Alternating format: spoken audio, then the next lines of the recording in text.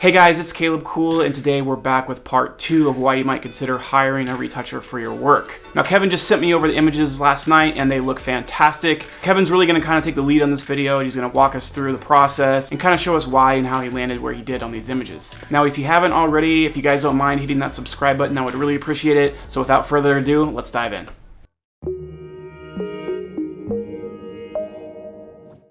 All right, we're back with Kevin, and super excited to go over these images.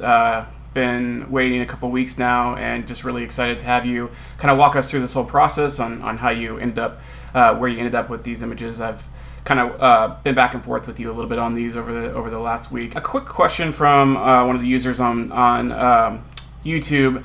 If you won't mind answering this real quick, Kevin. One of the users was curious about if you use any Adobe Camera Raw profiles or Capture One profiles. Could you speak to that first, and then I'll have a follow-up question for you as well. I actually don't use those very often. I use them occasionally when I'm bringing in CGI assets, when I bring in all of the I don't know, 32-bit assets the same or something like that. But generally for still photography, I actually don't.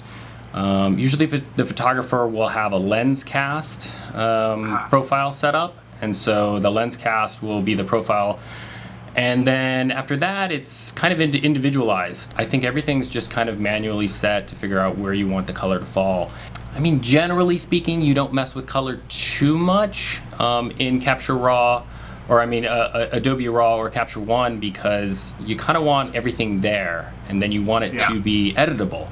So you can use curves or levels or something else. I use curves and bring it into Photoshop and really adjust the color there. And then just one other question. Do you have a specific color space that you like to work in inside of Photoshop when you're retouching? Okay, so the color spaces, you generally want to use the widest color space available. So Pro Photo, Adobe 98, our favorite color spaces people like to use because they're super wide. You're not going to clip colors out of gamut.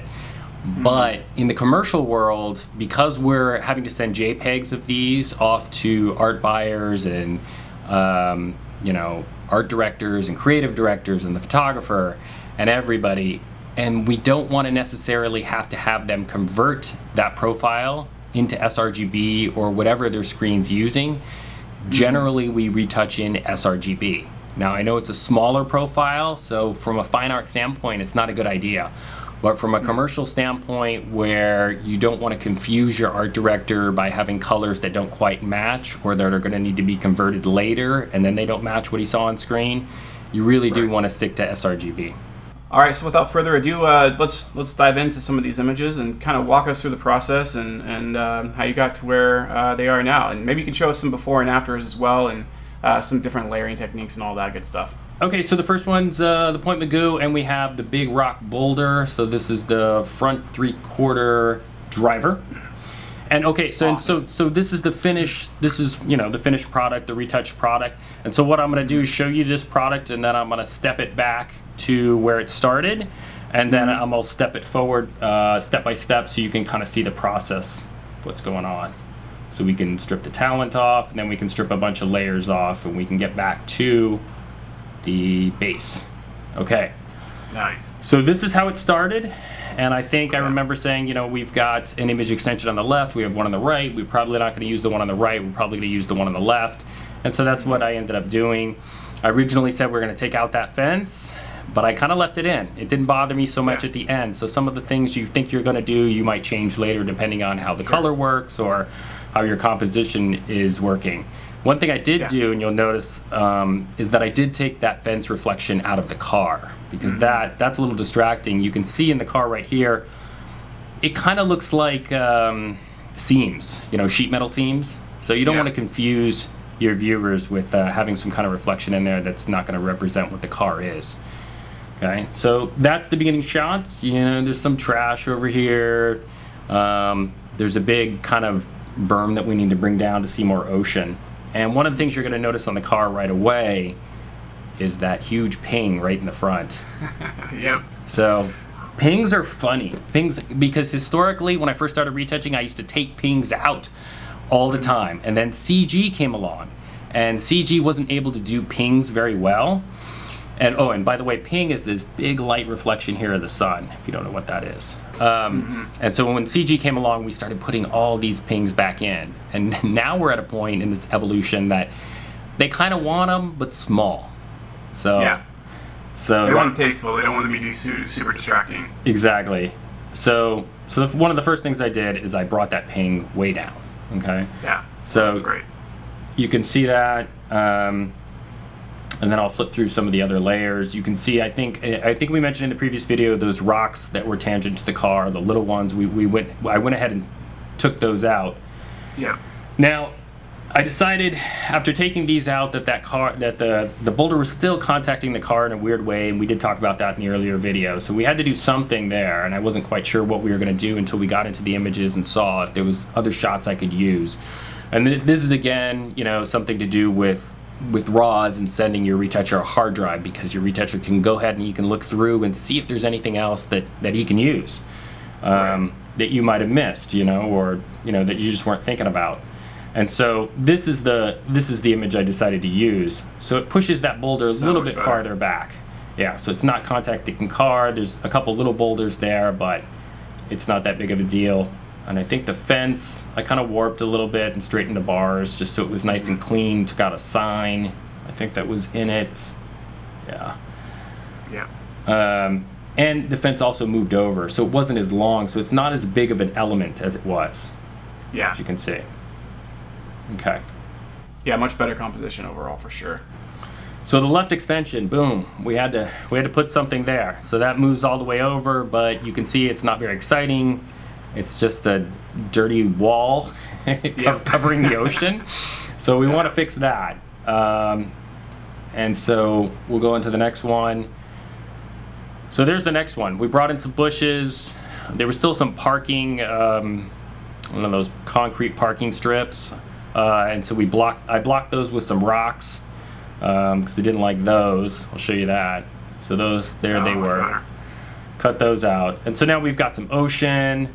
Also put the peninsula in over here. So we have a little bit of a depth. We have a little object way off in the distance that we can see. The next group is the car. So you can see, let me zoom in a little bit. You can see that I was able to take out those reflections of the fence right away.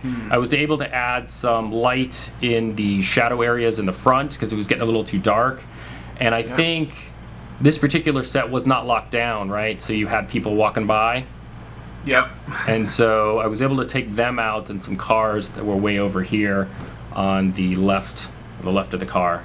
So there's a bunch of little stuff to do. I think I made more of a gradient up here in the side windows. I also spent a little time bringing back the shamrock on the side. The shamrock is actually a really cool logo. It doesn't seem to fit the car, but if you actually, it did some research on it, and so when this brand was first coming out, they used to race them. They used to do these rally races in Italy, and the guy that was racing them for them, I forget his name, but he kept coming in second, and so he kept losing these races.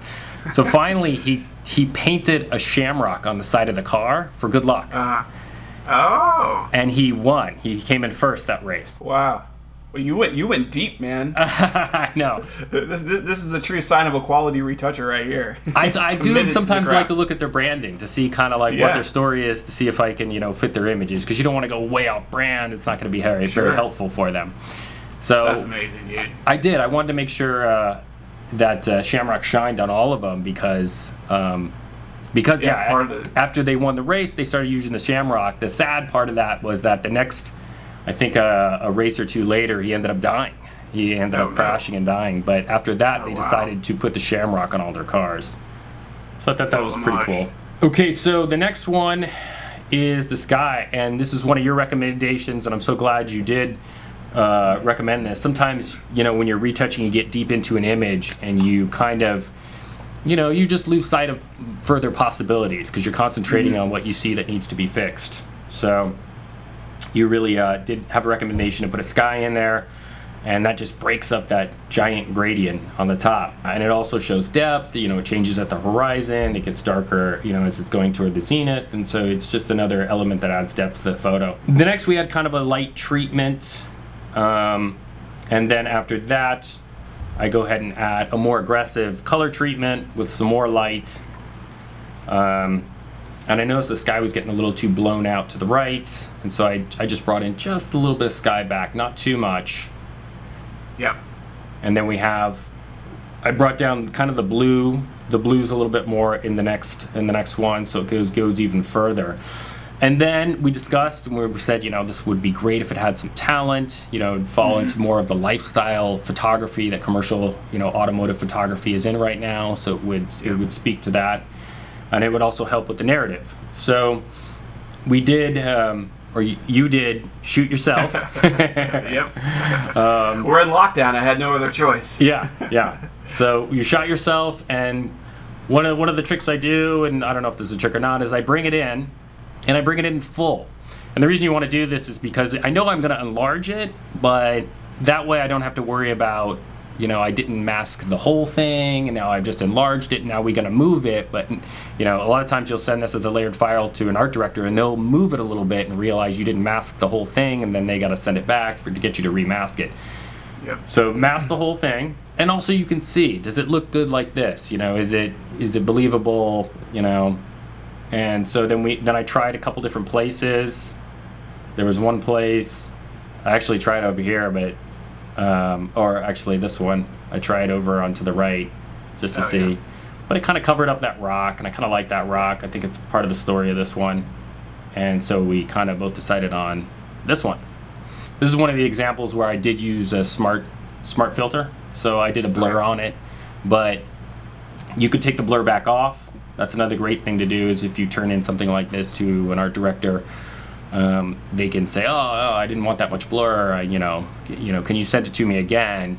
And you can be like, well, you just take off the blur, Yeah. So those kind of things help. And I think that's about it for this one. Okay, so that was the end, and then this is where it started. So you can really see it's a good photograph. The car looks great. But there's a process of building, there's a process of building up to get these to look, something like this. All right, moving on to the next image. We have another Point Magoo shot, and this one I originally said we've got extensions on right and left, and we did use them. So there we go. So let's. This shot is hands down my favorite out of the whole set. I love this shot. Oh, great. It's the, it's the talent in the shot that really makes the shot right there. 100%. I mean, that's where your eye really goes, All right. So this is the finished product again. So why don't we deconstruct it a little bit? We're going to go back to the original. We're going to turn off the layers. Okay. So this is where we began. This is the original part of the shot, and this is what we started from. So let's go ahead and zoom in a little bit.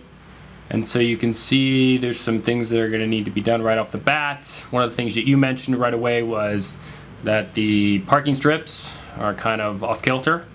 And so we're going to need to fix those. There's general retouch cleanup, of course.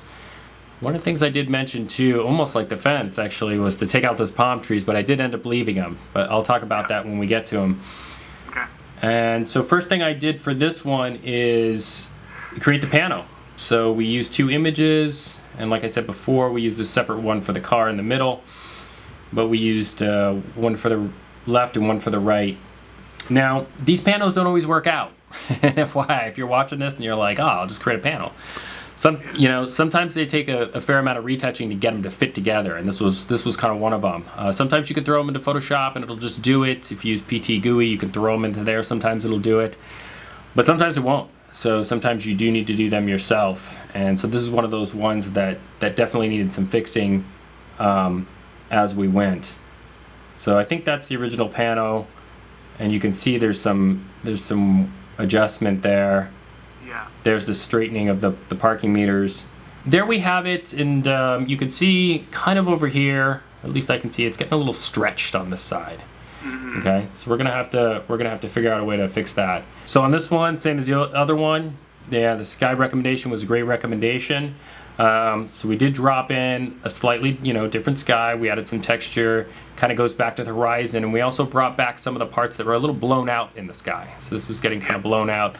Now, again, from like a fine art standpoint, you don't want things blown out, but from a commercial photography standpoint or something that wants to be edgy and aggressive, you do want stuff blown out. It looks cool, So sometimes you can do that. You just have to be careful where you do it.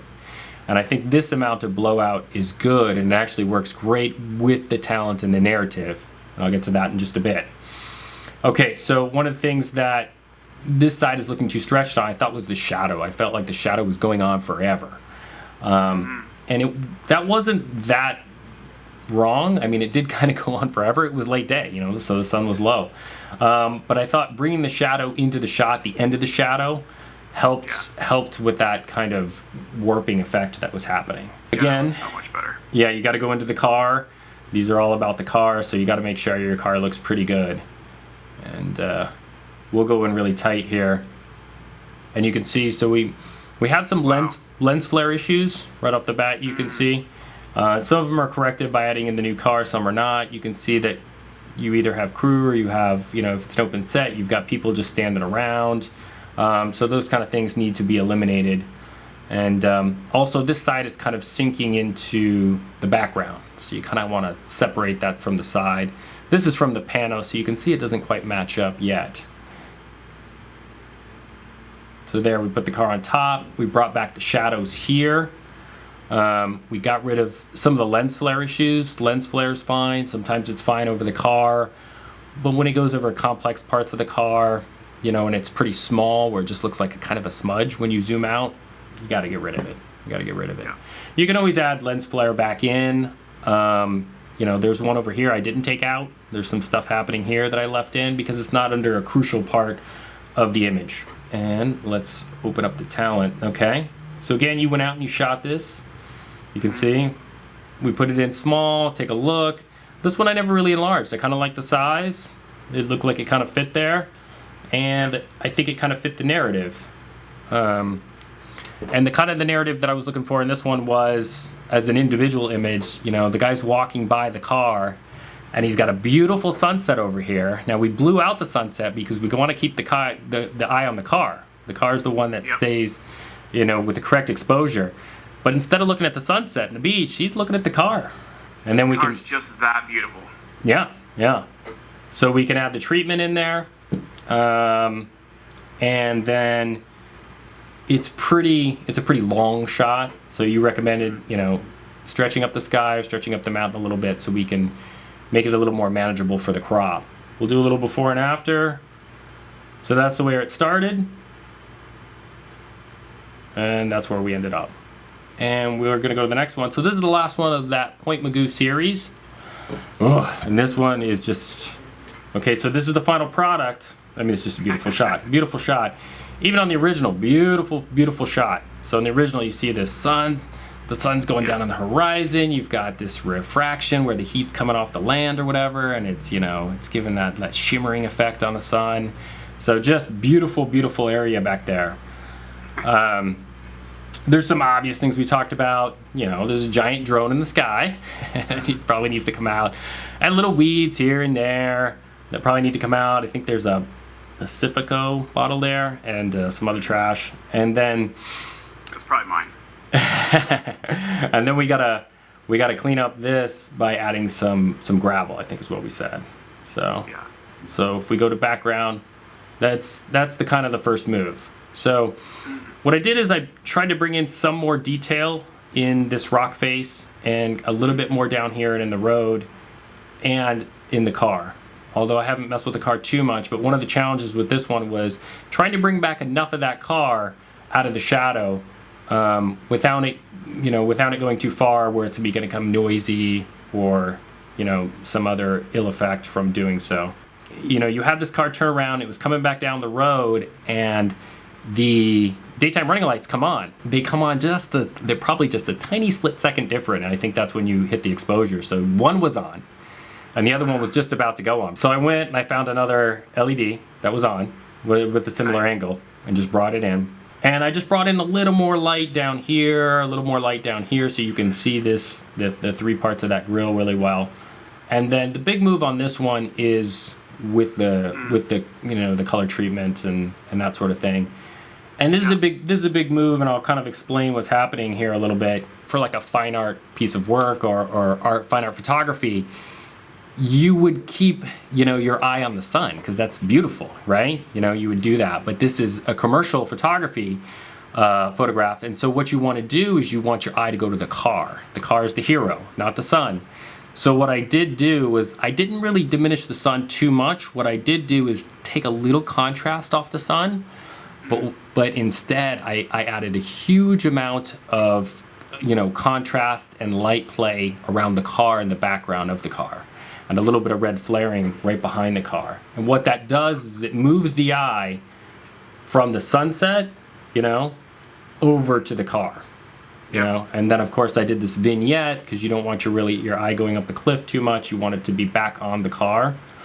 And if you go from the before, you can see how the car is kind of falling into the background, and you go to the after, you can see it's really punching out now. Next thing we're gonna do is we're gonna get into the vineyard shots. And I think from the previous video I stated I was kind of on the fence a little bit, but I wanted to see if we could take it to a blue hour. And as you can see, that's what we've kind of done. So what I do want to show you is kind of where it started, and you can see kind of where it's gone. So this is the final, and I do have a bit of a crop in there. You can see there's a kind of a gray bar, an L at the bottom. If I take it off, it just shows you there's more to the image. Keep this in here because your art director later is going to be like, hey, we want to do an extension on the bottom. If you've cropped this out, you got to go back to a version if you've got it. If you've cropped it out and don't have it on a version, then you're really hurting. Then you got to retouch it from scratch back in. So if I did need it, it would just be these two little squares, some of the sky, and that would be it to replace. And we'll go back here to kind of what we started with. We'll take the crop off. And okay, so that is the original light that it came in as. It looks like it was an overcast day. So that's where we started. And I think I mentioned in the earlier video that I kind of wanted to see the rest of the vineyard. I wanted to see where this car was coming from, where it was going, and to show off kind of the beauty of that vineyard. Now, I said before that in Capture One, a lot of times I just bring it in standard like this, and then I'll do all the color work in Photoshop. But I've come to learn that Photoshop is great for a lot of color work, but one of the things it's not as good for is a temperature change. So because we're going to such a blue hour and we're going to manipulate it quite a bit with the temperature, it's better to do that in, say, a Camera Raw or a Capture One. So I did do this in Capture One, and I kind of went over the top a little bit, but just to show you. So I have the green version, which is the day version, and then I have blue hour underneath or on top. So I can switch it. And so say if we were turning this in, we got to round one and the art director's like, hey, I hate that blue hour, take that off. I can still take it off, without having to start over. So that's the first move, is just to kind of get that right. Then I kind of went in and did a little car work. Let me zoom into the car.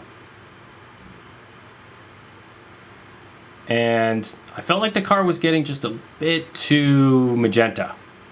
So I did end up bringing back some red to the car. There's some contrast. I thought these were super important. Didn't notice them until later on. But these two little sheet metal bars way down at the bottom really do define that grille. If you don't have them there, it kind of just falls off. And you just see the front fascia of the headlight and the bumper there, but you don't get to see the bottom, so you don't know where that ends. And then I just put a little LED glow because I did add some fog to the background to make it look like early morning mist. I can turn on these layers, and this is kind of the treatment and the fog. So adding a little more blue and adding some fog to kind of push the background back a little bit, and to tell the story of just being, early morning drive. Love that, dude. So moving on to the next one. So we got the final here. But if we go ahead and take everything off, and we get down to the base, we can go ahead and see where this started. Okay, so that's where this one started. Again, it was part of the same day shot series. In fact, it's right up the road. So I did do the same thing. I used Capture One to bring in that blue hour. And then you can see 1, 2, 3, 4. The 4 next shots are just building out this frame, because as you can see, there was another car in the front. And we talked about doing maybe a pack shot, but the cars were just too close and you might run into legal issues. Yeah. So and the composition didn't really work. So I just kept adding them in and getting rid of the car with the next one until it was out of frame. I changed the vineyard rose. Of course, shoot your elements when you're out there because you never know if you can use them or not. Those trees were off in the distance, nice and foggy, and I said, "Oh God, I want those trees. I want to get them in there." Happy little tree. Yeah, a little Bob Ross moment right there. And so there's the daytime version of it. You know, they're misty, it's overcast, and so I just kind of blued them up there, and then I put some distant hills in there, you know, because I kind of wanted to, you know, to build a little more depth in it. And then I went back to the car. So the car was getting a little, you know, dark, a little too blue. So kind of brought some red back in, you know, added some contrast, lightened it up. One of the things that was problematic was this shape here. So right here, as you can see, the seams didn't quite line up right. So this is a different color than this. And so you want to make sure those seams line up right. And the way to do that is just to kind of make the color cross over the whole way.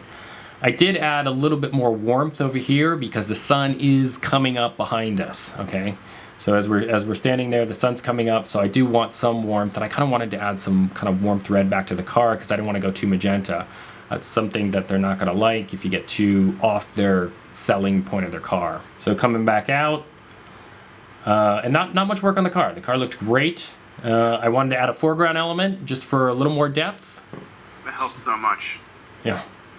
And I kind of threw it over the road a little bit, and then I think I added just a little bit more cool right at the end, just so it would match a little bit better with the other one. So I have a blue curve that I was trying to use to get it to the blue hour, and you can see on this layer this is what it ended up looking like, and that's why when it's something shift for temperature so much, I do use Capture One because I just couldn't get it in Photoshop.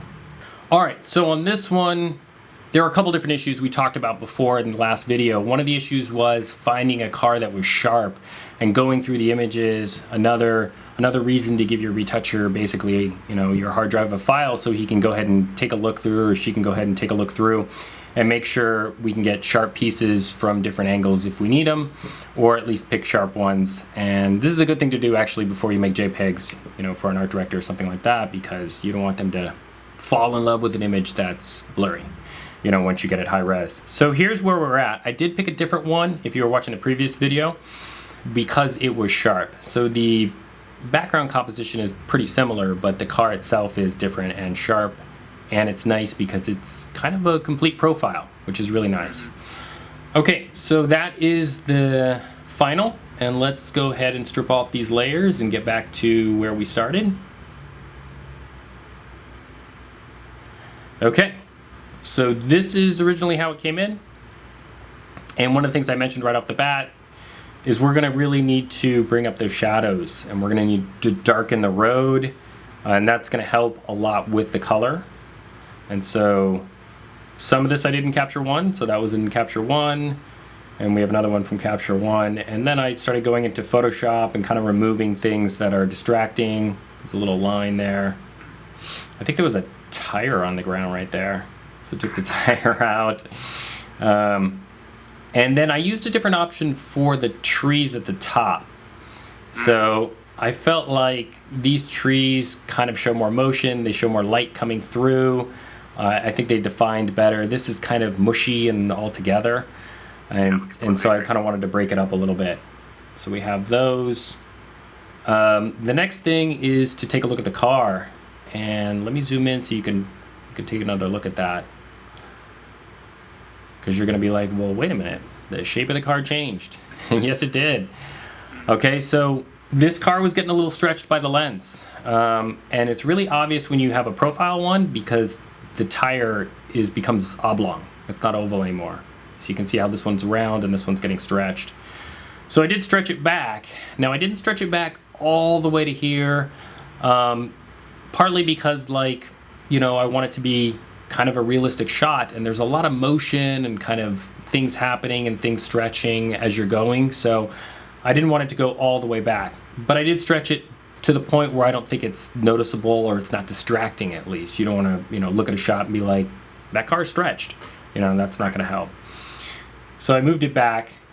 Let's take these off a little bit. And so here's the adjustment of the light. So for this car, there was a couple things going on. The hood was a little blown out. I felt that was getting hit by too much sunlight in the front. And also the roof was falling into the background. You can see it gets pretty dark. It's the same color as the background, as well as the rear. The rear's in shade, so it's going to be darker, but it's kind of getting mushy back there and falling away. So all those things I kind of want to fix as I'm going through. And so I, added some darkness over here to bring out some more shape in the hood. I grabbed a shark fin from another shot, so I could have a shark fin up there. And then I just added a little more light back here, a little more dappled light. I kind of kept this dark in the middle, because you don't want to go completely light overall because it is in the shade. And then I think I added a little more light down here because that increases the glossy look as it's reflecting off the ground. So there's a big move. So that car I felt like was still kind of falling into the background a little bit. So what I did is I darkened behind the car and then lightened the car to kind of punch it out a little bit. And I did mention in the video too that we were going to put in a little bit of a flare, very subtle, something to show that this light's streaming down in between the trees here. And so we do have a little bit of that there. And then becomes the color move.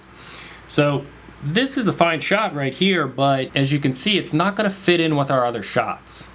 So if you've decided you're going to go blue for the morning, you can't go from this shot, to this shot. It just doesn't make any sense. It's not going to look good together. So I did add quite a bit of blue. And if this shot was just alone, they'd probably be like, why is it so blue? What are you doing? But when you put them together with the other shots on the same palette, if they're going to be shown, at the same time, then they really do need to match up. So we have a straight on, and we did mention in the video we wanted to put some motion into this one. So we did bring this into Virtual Rig. And Virtual Rig, if you don't know, can add vector blurs. So you can create a direction and multiple directions, and it will blur along that path. Okay, so this is the original shot. Oh, and I forgot actually, I did kind of an image extension on this to give us a little more cropping room and to keep the background pretty sharp and this stuff sharp because I did really like it, but also to have some blur at the same time. So you'll notice, it's much more blurry down here and it gets softer, or it gets less blurry as it goes back. And then I added some motion blur, of course, to the tires because those are going to be turning. So that was a before and after. Okay, so the car. A couple of things I did on the other ones that I didn't mention that I'll mention here because they're a little more obvious. This stuff up here, you can see the rear view mirrors in the light, and there's a camera mount there, and maybe another sensor there. And they're a little distracting. I don't think they really add to the value of the car. So a lot of times I'll almost remove them or kind of remove them. Legally, I think they want to see them in there. So you can see if you zoom in, they're still there. So that was one of the things I did with the car. You can see that there was a lot of these pings happening in the headlight.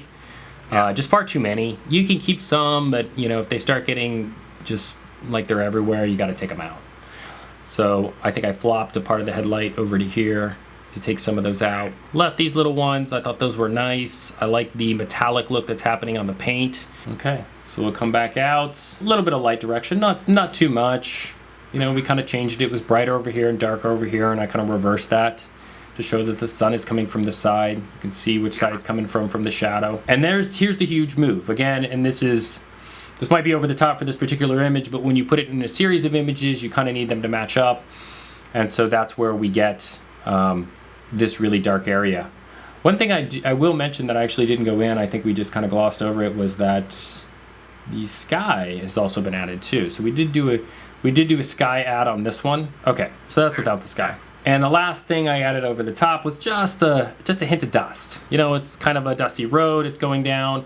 And what that does is because the car is dark and dust is light, it just adds a little bit more contrast to cut out the car. So that was the last thing. And that was the last image. Super fun project to work on. So glad we teamed up to do this one. I really love the way the images came out. I like that we were able to do both color palettes and kind of play with that. And I hope this helps. If somebody's out there watching, I hope you can take away from this and see kind of some of the art direction moves and some of the retouching moves I did. Later on, maybe I'll do some videos where I go over more specific steps to retouch. I kind of showed you more than told you actually how to do it as a tutorial.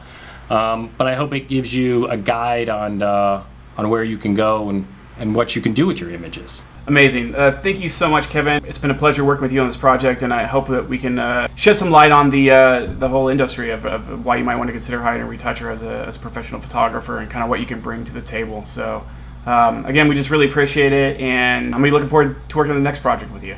So there you go, guys. I hope this video was informative for you and sort of gives you an idea of what it might be like to work with a professional retoucher. I think retouchers are invaluable. They bring another set of eyes to your images and can really help boost your portfolio to that next level. If you guys have any questions for me, please feel free to leave a comment below. I'll be happy to address them. But until the next video, take care of yourselves.